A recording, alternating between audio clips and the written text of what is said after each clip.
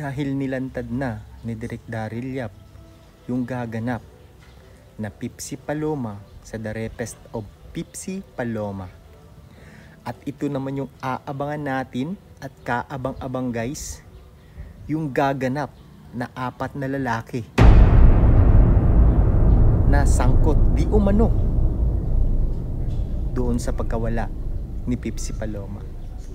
Ito yung kaabang-abang kung sinong mga aktor ang gaganap dito.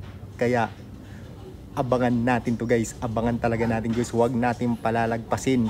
Dahil sila talaga yung pinag-uusapan, dahil sila talaga yung controversial na pinag-uusapan noong 80s. So abangan natin guys, sana ma-post na ni Direk Daryl Yap para malalaman na natin guys kung sino talaga yung 4